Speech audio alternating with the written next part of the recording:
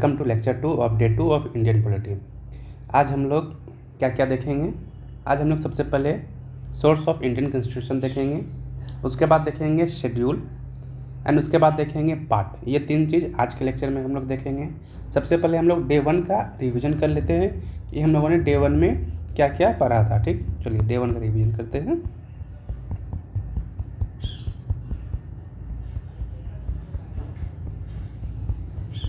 तो सबसे पहले हम लोगों ने डिमांड ऑफ कंस्टिट्यूएंट असेंबली देखा था कि किसने किसने डिमांड उठाया था सीए के लिए। तो सबसे पहले नाम था बाल गंगाधर तिलक 1895, गांधी जी 1992, मोतीलाल नेहरू 1924 एंड एम.एन. रॉय 1934 में ऑफिशियली, और पार्टी लेवल पर स्वराज पार्टी और फिर कांग्रेस पार्टी 1935 एंड 1936 में। उसके बाद जब डिमांड उठा तो हम लोगों को 3 ऑफर या फिर 3 मिशन आए, जिसमें कि सबसे पहला था अगस्त ऑफर, जिसमें कि पार्शली कंस्टिट्यूएंट असेंबली का बात कहा गया था। नेक्स्ट था क्रिप्स मिशन 1942 में, यहाँ पर क्रिप्स मिशन में हमें डोमिनियन स्टेटस देने का बात कहा गया था, बट डोमिनियन स्टेटस एक्सेप्टेड नहीं था। और मुस्लिम कम्युनिटी को ये क्यों नहीं एक्सेप्टेड था, क्योंकि 2 सेपरेट नेशन थ्योरी का बात नहीं किया गया था, इस वजह से क्रिप्स मिशन पूरी तरह से फेल रहा। नेक्स्ट आया कैबिनेट मिशन 1946, ये सभी पार्टियों के द्वारा एक्सेप्टेड किया गया। इसके 3 मेंबर थे, लॉर्ड पैट्रिक लॉरेंस जो कि इसके चेयरमैन या प्रेसिडेंट थे, sir Stafford Cripps and AV Alexander. फिर सीए जो कंस्टिट्यूएंट असेंबली बना, उसमें क्या क्या मेन पार्ट थे। ये 1946 कैबिनेट मिशन के तहत बना।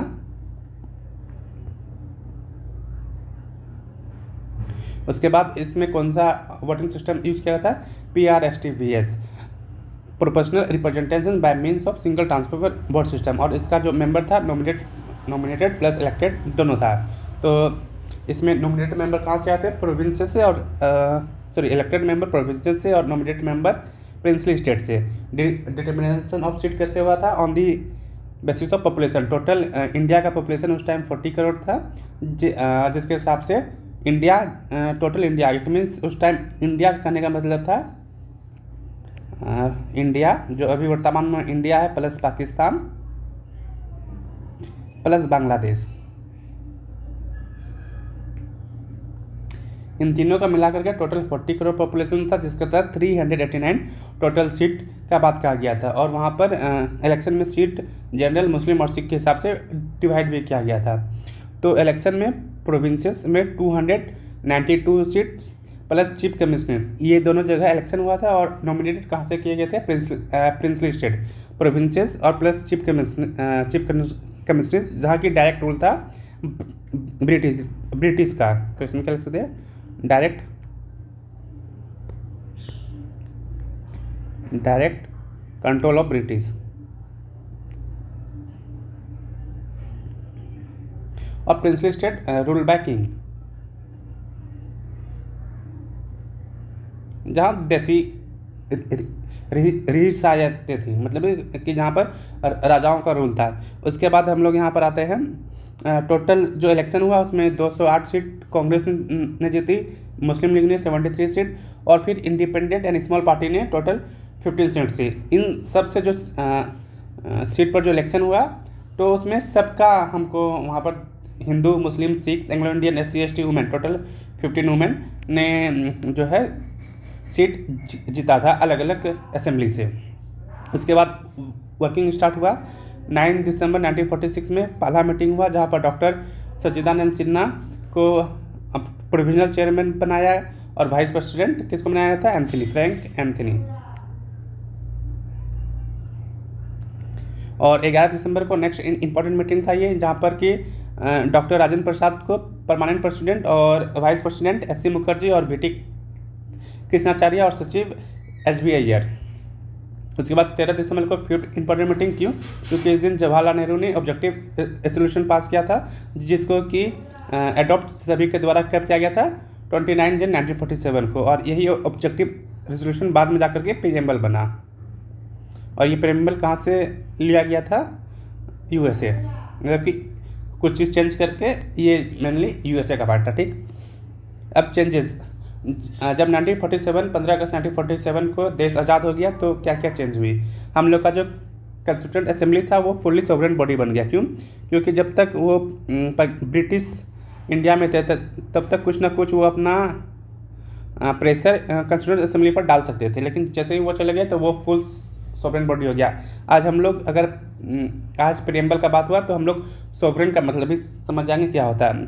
उसके बाद 389 से टोटल 299 मेंबर बचे, क्योंकि अप्रॉक्स 90 मेंबर पाकिस्तान चल गए। ठीक, चल गए पाकिस्तान, क्योंकि कुछ एरिया पाकिस्तान मतलब कि जो पाकिस्तान और बांग्लादेश के थे तो वहाँ पर वो मेंबर वहाँ पर जाकर के अपना कॉन्स्टिट्यूशन बनाने लगे, और जिसमें कि 229 प्रोविंस से हो गए और अप्रॉक्स 70 प्रिंसली स्टेट से।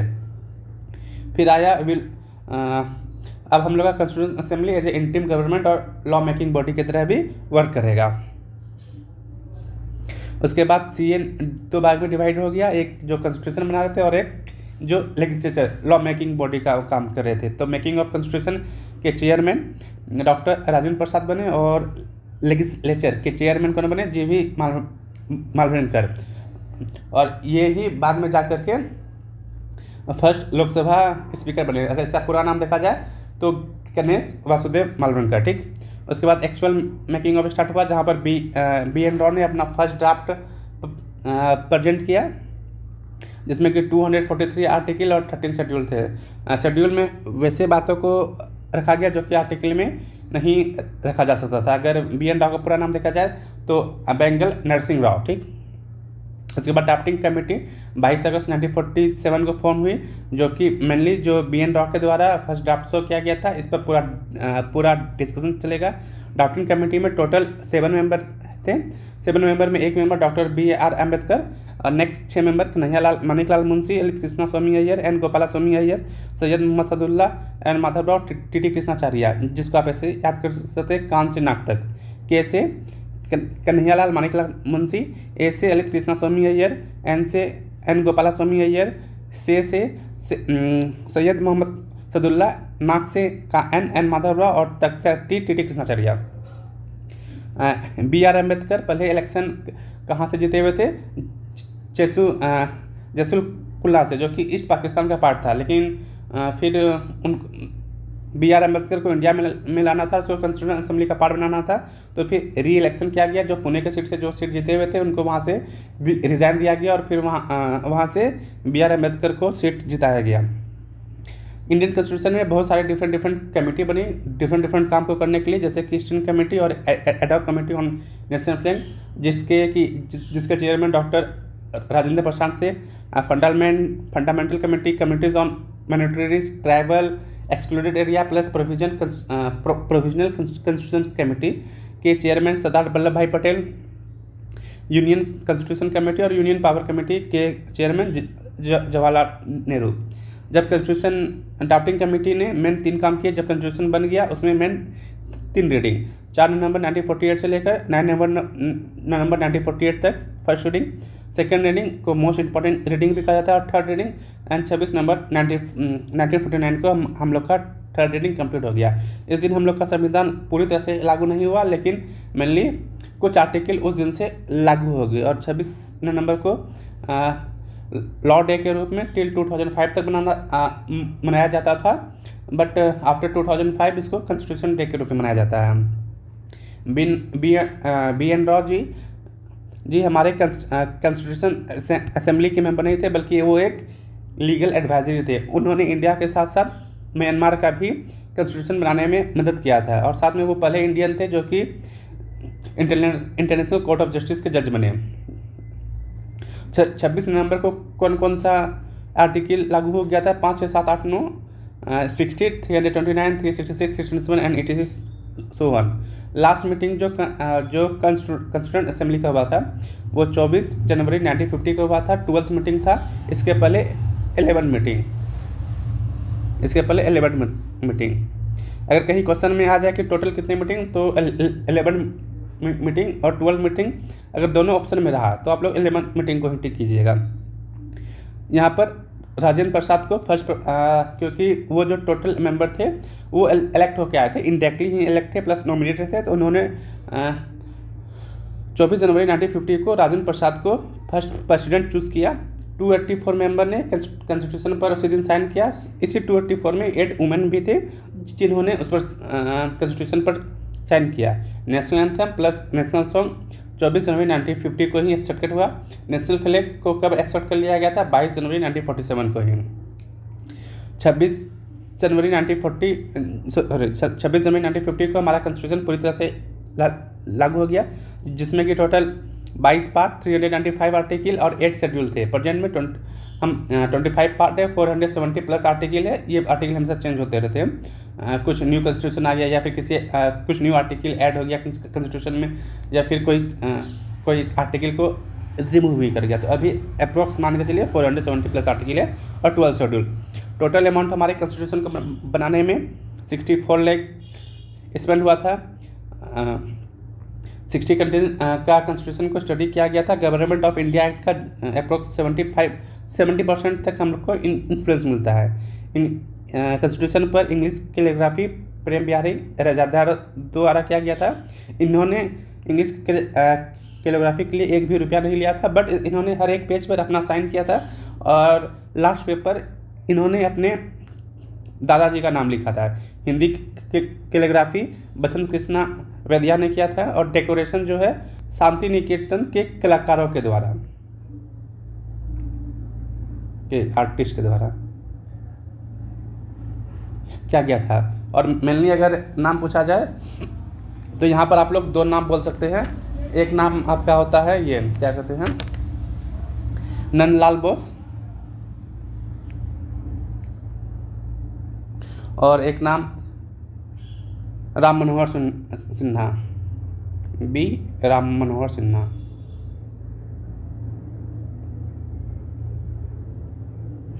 राम मनोहर सिन्हा, लेकिन सीधा शांति निकेतन ही ऑप्शन में आएगा, तो शांति निकेतन के आर्टिस्ट के द्वारा। फिर फ्यूचर ऑफ इंडियन कॉन्स्टिट्यूशन। अब चलिए हम लोग आज का लेक्चर स्टार्ट करते हैं। आज हम लोग सबसे पहले देखेंगे, हम लोग स्टार्ट करते हैं सोर्स ऑफ इंडियन कॉन्स्टिट्यूशन, जो आज का टॉपिक है। पहला टॉपिक क्या है? Source of Indian constitution.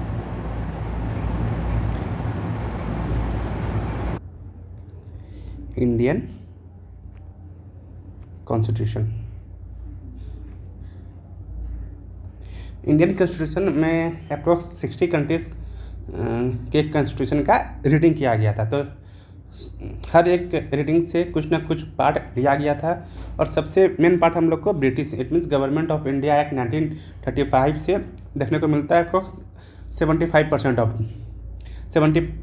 Of our Indian constitution. क्योंकि ब्रिटिश का रूल था और बहुत सारे इंस्टीट्यूशन जो कि ब्रिटिश के द्वारा ही इंडिया में इस्टेब्लिश किए गए थे, तो उनका प्रभाव देखने को मिलेगा। और नेक्स्ट यूएसए का क्यों? क्योंकि वो उस टाइम का ओल्डेस्ट 1947 में सबसे ओल्डेस्ट डेमोक्रेसी कंट्री यूएसए था, तो उसका प्रभाव हम लोग को अपने कॉन्स्टिट्यूशन पर देखने को मिलता है। ठीक, तो सबसे पहले हम लोग देखते हैं कि गवर्नमेंट ऑफ इंडिया एक्ट 1935 से हम लोग क्या क्या लिए थे।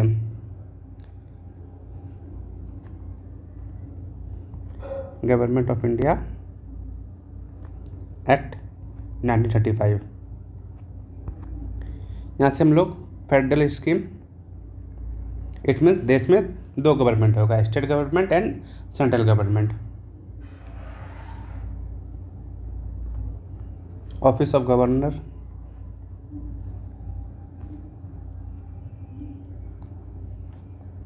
Judiciary, public service commission, emergency provision,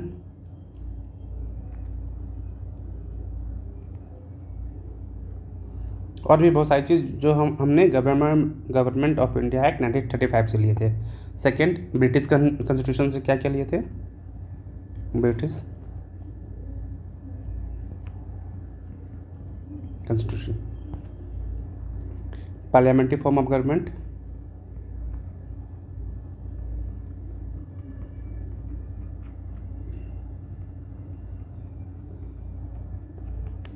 rule of law, it means कानून का ही शासन होगा, ना कि किसी के बोलने से, या राजमाता का शासन नहीं होगा। It means rule of law होगा। आप लोगों ने बाहुबली फिल्म देखा होगा, जहाँ राजमाता ने जो बोल दिया वही होगा, बट इंडिया में वैसा नहीं है। यहाँ पर सारा काम रूल ऑफ लॉ के तहत चलता है।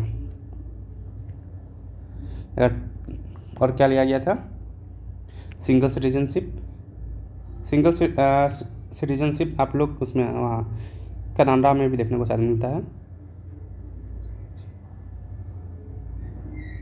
सॉरी कनाडा से लिया गया था। फेडरेशन विथ स्ट्रॉन्ग सेंटर, मतलब कि सेंटर स्ट्रॉन्ग रहेगा और जो स्टेट का गवर्नमेंट है वो थोड़ा सा सेंटर के मुकाबले थोड़ा सा कम पावर दिया जाएगा। ब्रिटिश से हम लोग को सिंगल सिटीजनशिप।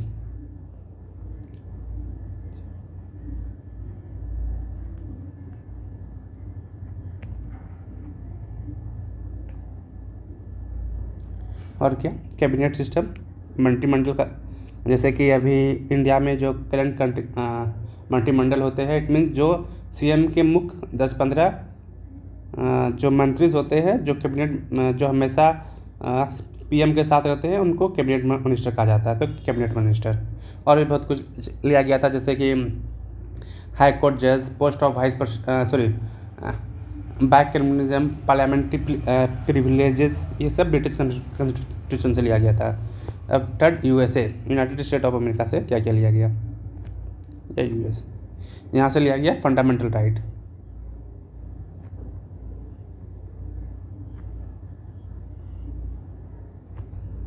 उसके बाद यहाँ से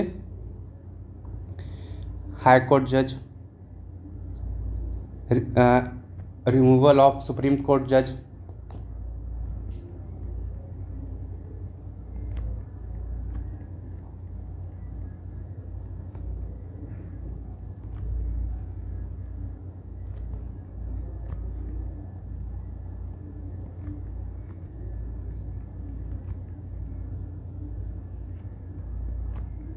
post of vice president. India में वाइस प्रेसिडेंट का काम मेनली एज ए चेयरमैन या फिर लोकसभा के स्पीकर के रूप में होता है, बट यूएसए में वाइस प्रेसिडेंट का पोस्ट, अगर इंडिया में ये सिस्टम है कि प्रेसिडेंट अगर किसी वजह से रिजाइन दे दे या उनका डेथ हो जाए तो 6 महीने तक वाइस प्रेसिडेंट उसके पोस्ट पर काम करेंगे और 6 महीने के अंदर प्रेसिडेंट का चुनाव हो जाना चाहिए, ऐसा इंडियन कॉन्स्टिट्यूशन में। लेकिन यूएसए के कॉन्स्टिट्यूशन में ऐसा है कि अगर वहाँ के प्रेसिडेंट को कुछ हो जाता है या वो रिज़ाइन कर देते हैं या उनका डेथ हो जाता है या किसी भी तरह से वहाँ के प्रेसिडेंट का पोस्ट खाली हो जाता है, तो नेक्स्ट इलेक्शन तक, जब तक नेक्स्ट इलेक्शन का डेट नहीं आता है तब तक वाइस प्रेसिडेंट जो है अपना पोस्ट, वाइस प्रेसिडेंट का जो वाइस प्रेसिडेंट है वो प्रेसिडेंट के पोस्ट पर काम कर सकते हैं। लेकिन ऐसा इंडिया में नहीं है, इंडिया में ओनली टर्म है 6 मंथ का, और वाइस प्रेसिडेंट को वाइस प्रेसिडेंट पोस्ट के लिए किसी भी तरह का सैलरी नहीं मिलता है, बल्कि इनको लोकसभा के जो चेयरमैन होते हैं, चेयरमैन के रूप में या फिर लोक स्पीकर के रूप में इनको सैलरी दिया जाता है।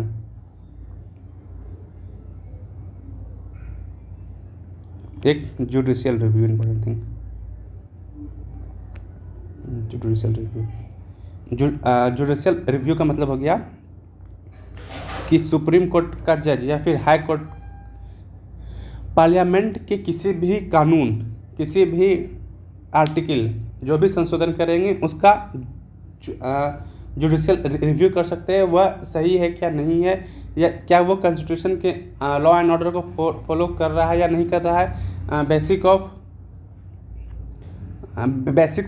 बेसिक स्ट्रक्चर ऑफ कॉन्स्टिट्यूशन का पालन कर रहा है या नहीं कर रहा है। उसके तहत ये लोग सुप्रीम कोर्ट के जज जुडिशियल रिव्यू कर सकते हैं। और साथ में इन्होंने जो स्टेटमेंट या कभी इन्होंने कोई ऐसा सेंटेंस कहा था किसी भी केस में, ये अपने खुद के सेंटेंस का भी जुडिशियल रिव्यू कर सकते हैं।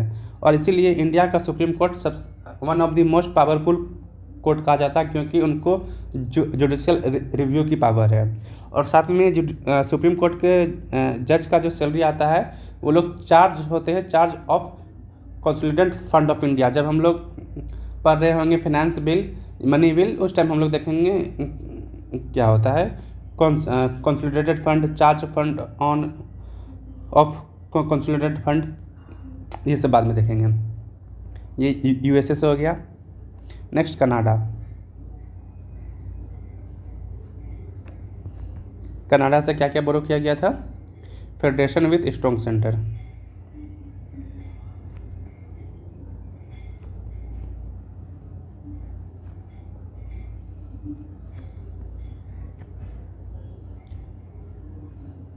वेस्टिंग ऑफ रेस्टिट्यूटरी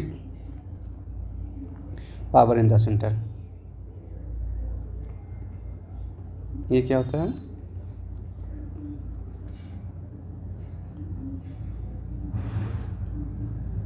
वैसे सब्जेक्ट जो कि ना ही यूनियन लिस्ट में हो, ना ही स्टेट लिस्ट में हो और ना ही कंकरेंट लिस्ट में हो, जो न्यू सब्जेक्ट बन रहा हो, तो उस वैसे सब्जेक्ट को रेसिड्यूरी सब्जेक्ट में डाला जाता है। और ये किसी भी पार्ट या किसी भी आर्टिकल में नहीं है। जैसे कि शेड्यूल 7 में आप लोग को देखने को मिलेगा कि यूनियन लिस्ट होता है, स्टेट लिस्ट होता है और कंकरेंट लिस्ट होता है, ठीक। बट एक रेसिड्यूरी लिस्ट भी होता है। वैसा कभी बात जो कि इन तीनों लिस्ट में ना हो, वो रेसिड्यूरी लिस्ट में आते हैं और उनका जो है उनके ऊपर लॉ सेंटर बना सकता है। जैसे कि साइबर क्राइम पे लॉ सेंटर ने बनाया।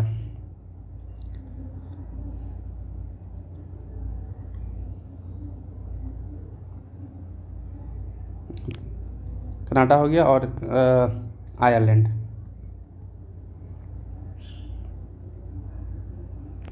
आयरलैंड से मेन चीज लिया गया था DPSP, directive principle of state policy.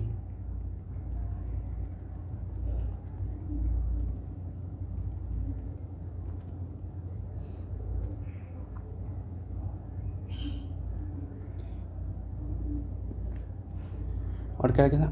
Nomination of Rajya Sabha member.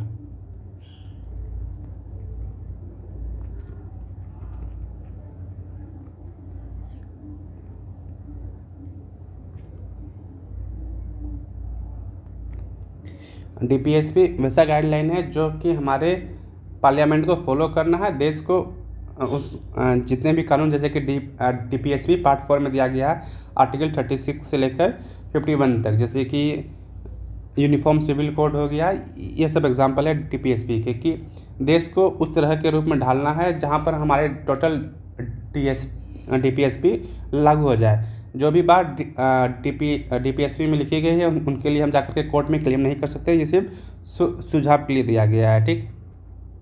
और नॉमिनेशन ऑफ राज्यसभा मेंबर, कि किस तरह से राज्यसभा मेंबर का नॉमिनेशन होगा। जैसे कि हर एक स्टेट के लिए अलग अलग राज्यसभा मेंबर होते हैं। एग्जाम्पल में यूपी के लिए 31 मेंबर दिया गया है राज्यसभा के लिए।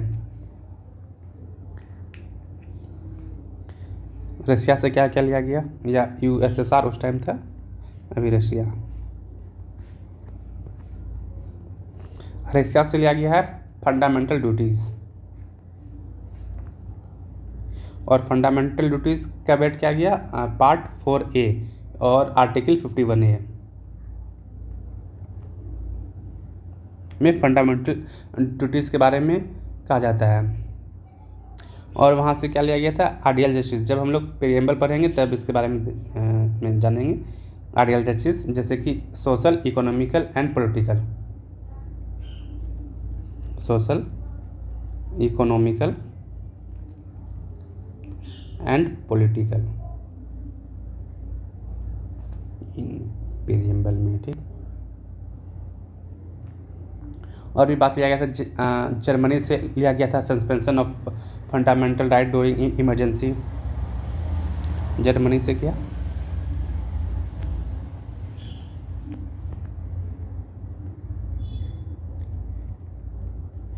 Suspension of fundamental right during emergency. ये सब चीज़, बहुत सारी चीज़ अलग अलग जगह से बोरो किया गया था। साउथ अफ्रीका से भी बोरो किया गया था। अमेंडमेंट का रूल, किस तरह से हम लोग अमेंडमेंट कर सकते हैं अपने कॉन्स्टिट्यूशन में, election of member of Rajya Sabha, ये सब चीज़ साउथ अफ्रीका से लिया गया था।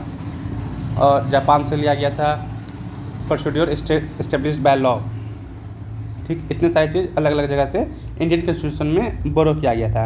अब हम लोग बात करते हैं schedule.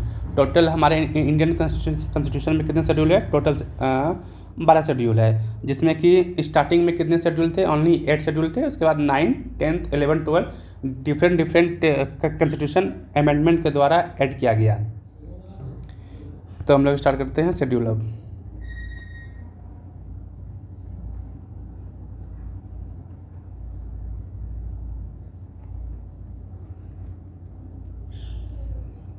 Schedule in Indian constitution.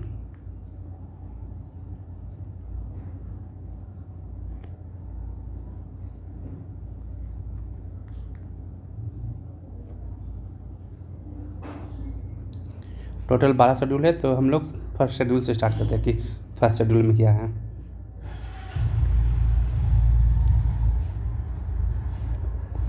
First schedule में नेम ऑफ स्टेट, सारे स्टेट का नाम है, यूनियन टेरिटरीज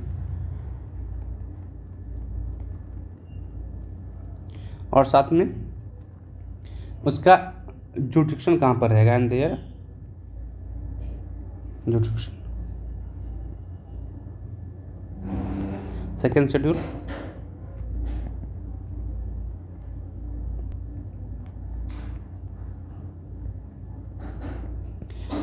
में मेनली सैलरी का बात किया गया है।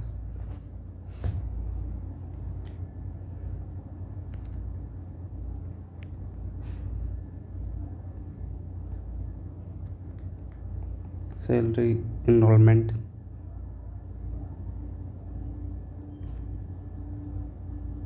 अगर हम लोग किसका किसका इसमें बात किया गया है, प्रेसिडेंट का, governor, speaker, deputy speaker,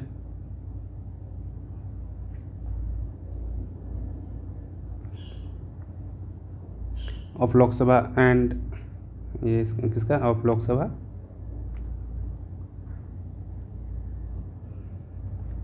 and legislative assembly, legislative assembly, chairman and deputy chairman of Rajya Sabha,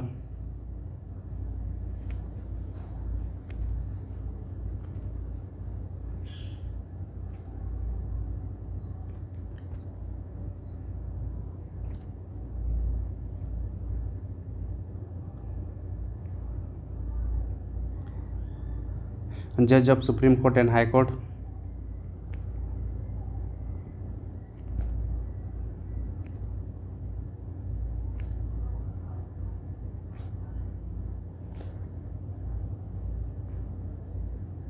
ये सब का सैलरी इसमें मेंशन है, साथ में सीएजी का भी, सॉरी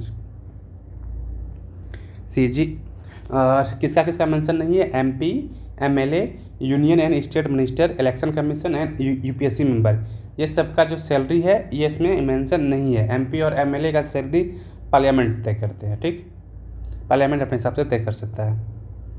थर्ड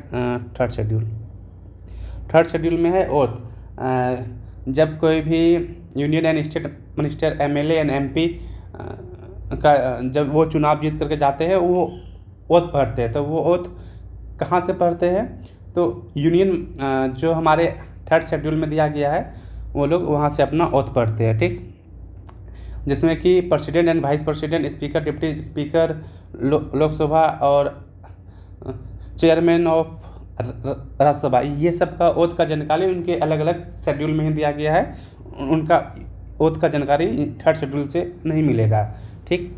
यहाँ पर थर्ड शेड्यूल में किन के ओथ के बारे में बात कहा गया है,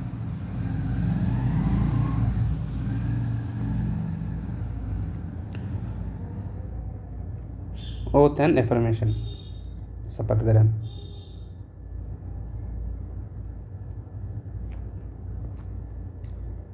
यूनियन एंड स्टेट मिनिस्टर,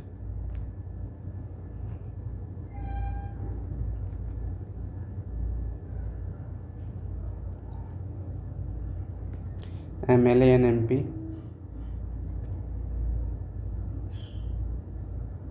जज of supreme court,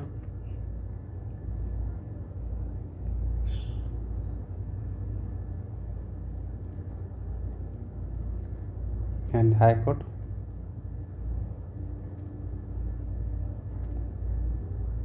and CAG, ये लोग ओथ के साथ साथ सीक्रेसी का भी शपथ लेते हैं कि इनके पास जो भी जानकारी होगी, जब तक पब्लिक में जानने योग्य नहीं होगी, तब तक ये लोग अपना जो भी बात होगा वो कहीं भी शेयर नहीं कर सकते हैं। ठीक, इसमें मेन चीज़ याद रखने वाला है नॉट इंक्लूडेड। इसमें इंक्लूडेड कौन कौन नहीं है? प्रेसिडेंट के अपने अलग आर्टिकल से उनको उनका ओथ का जानकारी वहाँ पर मिलता है कि वो किस चीज़ का ओथ लेंगे, वो ओथ में क्या क्या पढ़ेंगे। And vice president, speaker and deputy speaker,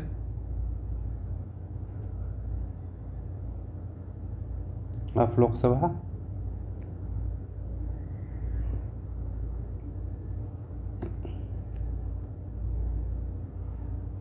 chairman and deputy chairman of Rajya Sabha,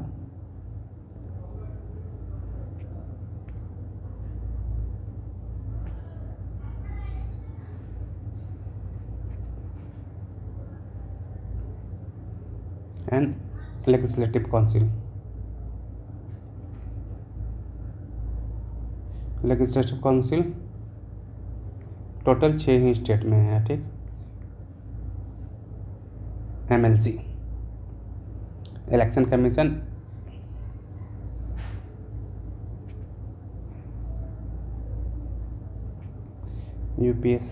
UPSC and state public service commission. ये सब का ओथ का शपथ 3rd शेड्यूल में नहीं है, ये अपने अपने अलग अलग आर्टिकल में है। ठीक, अब 4th सेमेस्टर, 4th शेड्यूल।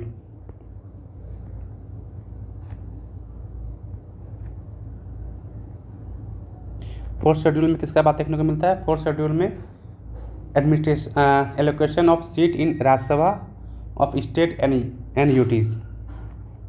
तब किस तरह से सीट का निर्धारण होगा स्टेट और यूटीज में राज्यसभा के लिए। Allocation of seat in Rajya Sabha to state and UTs.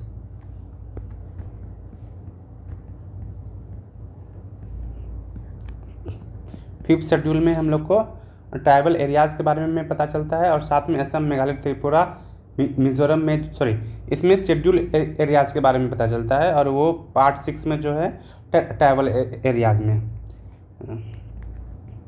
Part 5 में क्या था? शेड्यूल एरिया और schedule tribe,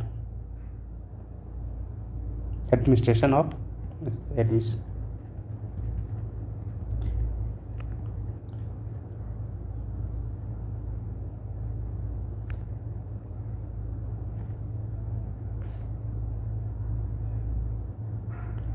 and schedule tribe ST. 6th schedule में क्या चीज़ हम लोग को देखने को मिलता है? 6th शेड्यूल में हम लोग को administration of tribal areas in Assam, इसमें टोटल 10 स्टेट इंक्लूड है।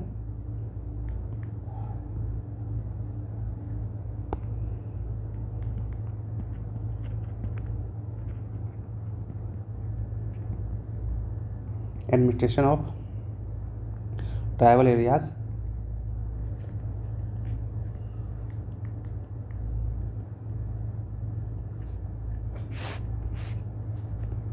इन ATM स्क्वायर, मतलब असम, त्रिपुरा, मेघालय एंड मिजोरम।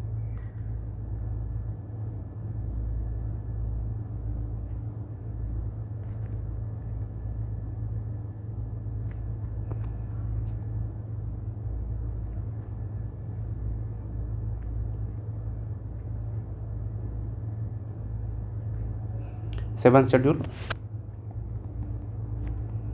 शेड्यूल में हमको division of power, union list, state list and concurrent list देखने को मिलता है।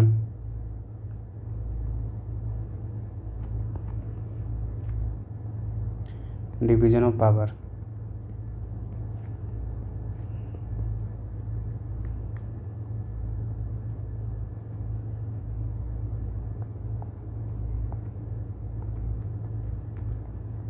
यूनियन लिस्ट,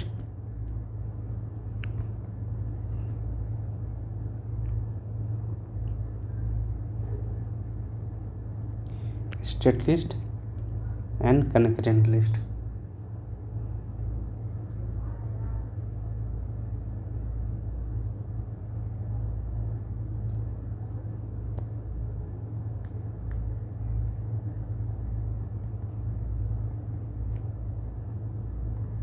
एट शेड्यूल में हमको सारे लैंग्वेजेस के बारे में पता चलता है कि इंडिया में टोटल कितने लैंग्वेजेस अडॉप्ट किए गए हैं।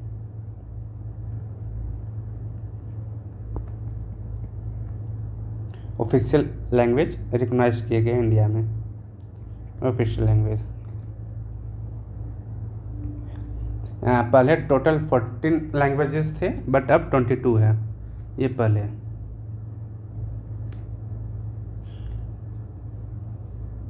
लैंग्वेजेस अब टोटल 22 लैंग्वेज। ये मूल कॉन्स्टिट्यूशन में टोटल 8 शेड्यूल तक था, अब जो भी पढ़ेंगे उसको एडिट किया गया है by different constitution amendment act के तहत। तो अभी कौन कौन सा लैंग्वेज ऐड किया गया है इसमें? अगर लैंग्वेज ऐड का बात करें तो सबसे पहले 71st CCA constitution amendment act के तहत टोटल 3 लैंग्वेज को ऐड किया गया, कोंकणी, मणिपुरी एंड नेपाली। उसके बाद 92 सेकेंड अमेंडमेंट के तहत टोटल 4 लैंग्वेज को ऐड किया गया। 92nd CCA के तहत 4 लैंग्वेजेस को, और 4 लैंग्वेज है बोडो, डोंगरी, मैथिली और संथाली। और 96C कॉन्स्टिट्यूशन अमेंडमेंट के तहत ओडिया को ऐड किया गया। ये टोटल 8 लैंग्वेजेस को ऐड किया गया और पहले से 14 थे, तो 14 8 22 हो गया। ठीक, अब 9th शेड्यूल के तहत लैंड रिफॉर्म एक्ट या फिर वैसे चीज़ जिसका जुडिशियल रिव्यू नहीं हो सकता है, उसके लिए 9th शेड्यूल बनाया गया। 9th शेड्यूल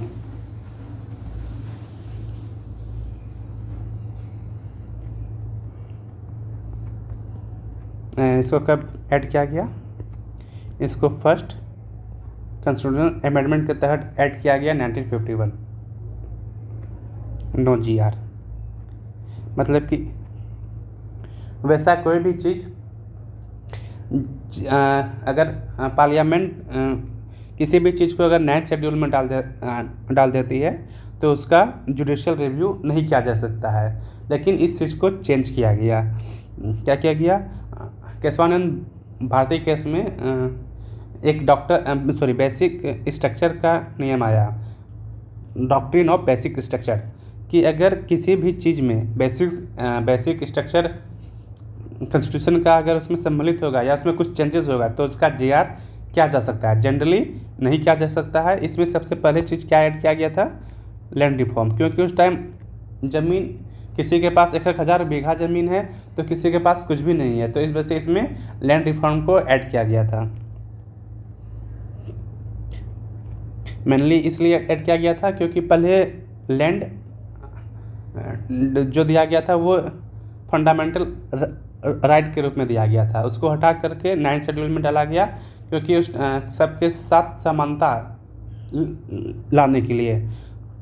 तो इसमें मेन चीज़ याद रखना है कि जो चीज़ 9th शेड्यूल में चल जाए उसका JR नहीं किया जा सकता है, जनरली नहीं किया जा सकता है। लेकिन अगर वो बेसिक स्ट्रक्चर ऑफ कॉन्स्टिट्यूशन के तहत होगा तो उसका भी सुप्रीम कोर्ट JR कर सकती है।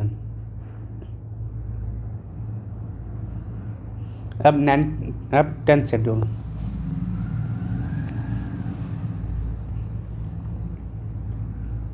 10th शेड्यूल में क्या था? एंटी डिफेक्शन लॉ, दल बदल कानून।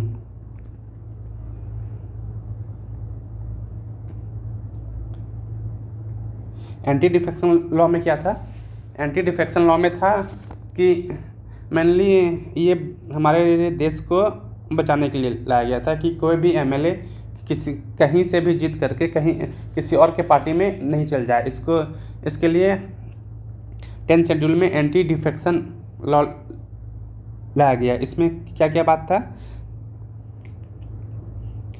कि अगर कोई भी इंडिपेंडेंट कैंडिडेट अगर जीत जाता है तो वो किसी और पार्टी को ज्वाइन नहीं करेगा, वो भी एंटी डिफेक्शन लॉ के तहत आता है। इसका सुप्रीम हेड कौन होता है? स्पीकर, ठीक।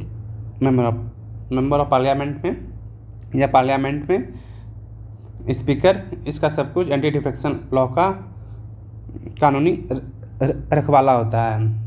अगर इसमें एक्सेप्शन भी है, अगर किसी पार्टी से 2/3 लोग किसी दूसरे पार्टी में मिलकर चल जाए तब एंटी डिफेक्शन लॉ लागू नहीं होगा। और साथ में एंटी डिफेक्शन लॉ में यह भी था कि कोई भी नॉमिनेटेड मेंबर, जैसे राज्यसभा में टोटल 12 मेंबर नॉमिनेटेड होते हैं बाय प्रेसिडेंट, वो भी अपने डिफरेंट लिटरेचर, आर्ट, साइंस और सोशल साइंस के 12 नॉमिनेटेड मेंबर 6 मंथ के अंदर अगर उसको किसी पार्टी में जाके मिलना है तो मिल सकते हैं। लेकिन अगर 6 मंथ के बाद अगर वो किसी पार्टी में मिलते हैं तो उस पर भी एंटी डिफेक्शन लॉ का कानून लगेगा और उसको वहाँ से हटा दिया जाएगा। इसका सब कुछ जो करते हैं वो स्पीकर ही करते हैं। इसके पास इस प्रेसिडेंट के लिए कोई भी परमिशन नहीं चाहिए। इसके अलावा सारे काम के लिए हमें प्रेसिडेंट का परमिशन चाहिए होता है, ठीक। अब 11 शेड्यूल और 10 शेड्यूल कब ऐड किया गया था? 10 शेड्यूल ऐड किया गया था 52nd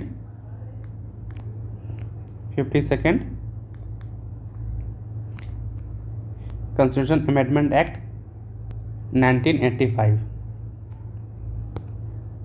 11 शेड्यूल। इसमें मेनली पंचायत के बारे में दिया गया कि पंचायत को 29 सब्जेक्ट पर वो कानून बना सकते हैं, रूल बना सकते हैं। पंचायत ऐड किया गया थी, पंचायत कितने मीटर पर? 29 मीटर पर। और कौन से आर्टिकल में दिया गया है? 243G में। और 12 शेड्यूल में म्यूनसिपैलिटीज़।